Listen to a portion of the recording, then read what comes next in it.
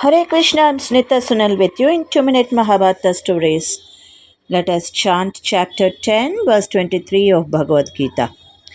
Rudranam Shankarasjasmi Vittesho Yaksharakshasam Vasunam Pavakaschasmi Meru Shikarinamaham. We'll see the translation. Krishna reveals more vibhutis, showcasing his multifaceted nature.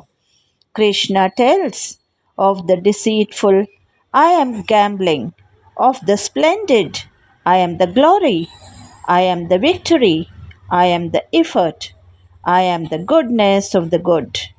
Let us see a small story. A king's gambling addiction ruined his kingdom.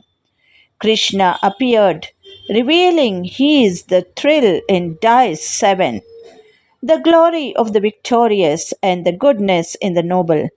The king repented, seeking Krishna's guidance to overcome his flaws. Vibhuti meaning Krishna was involved but not directly. Thank you. ಹರೇ ಶ್ರೀಕೃಷ್ಣ. ಶ್ರೀಮದ್ ಭಗವದ್ಗೀತೆ ಅಧ್ಯಾಯ 10 ಶ್ಲೋಕ 23. ರುದ್ರಾಣಾಂ ಶಂಕರಶ್ಚಾಸ್ಮಿ ವಿತ್ತೇಶೋ ಯಕ್ಷರಾಕ್ಷಸಾಂ ವಸೂನಾಂ ಪಾವಕಶ್ಚಾಸ್ಮಿ ಮೇರು ಶಿಖರಿಣಾಮಹಂ.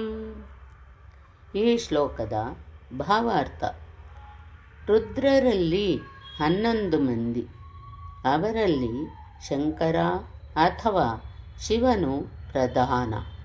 ಅವನು ವಿಶ್ವದಲ್ಲಿನ ತಮೋಗುಣದ ಹೊಣೆಯನ್ನು ವಹಿಸಿಕೊಂಡಿರುವ ಪರಮಪ್ರಭುವಿನ ಅವತಾರ.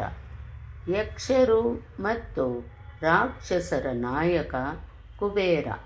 ಅವನು ದೇವತೆಗಳ ಕೋಶಾಧಿಪತಿ ಮತ್ತು ಪರಮಪ್ರಭುವಿನ ಪ್ರತಿನಿಧಿ. ಮೇರುವು ಸಂಪನ್ಮೂಲಗಳ ಶ್ರೀಮಂತಿಕೆಗೆ ಹೆಸರಾದ ಪರ್ವತ. ಏಕಾದಶ ರುದ್ರರಲ್ಲಿ ನಾನು ಶಂಕರನು. ಶಂಕರ ಅರ್ಥಾತ್ ಶಂಕೆ ಸಂದೇಹಗಳಿಗೆ ಹೊರತಾಗಿ ಉಪರಾಮ ಸ್ಥಿತಿಯಲ್ಲಿರುವವನು. ಯಕ್ಷರಾಕ್ಷಸರಲ್ಲಿ ನಾನು ಧನೇಶನಾದ ಕುಬೇರನು. ಅಷ್ಟವಸ್ತುಗಳಲ್ಲಿ ನಾನು ಅಗ್ನಿಯು. ಶಿಖರಗಳುಳ್ಳ ಪರ್ವತಗಳಲ್ಲಿ ನಾನು ಮೇರು ಪರ್ವತದಂತೆ.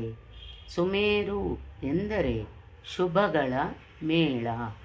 ಅದೇ ಸರ್ವೋನ್ನತವಾದ ಶಿಖರ. ಬೇರಾವ ಬೆಟ್ಟವೂ ಇಲ್ಲ. ವಸ್ತುತಃ ಇವೆಲ್ಲವೂ ಯೋಗ ಸಾಧನೆಗಳ ಪ್ರತೀಕಗಳು, ಯೌಗಿಕ ಶಬ್ದಗಳು.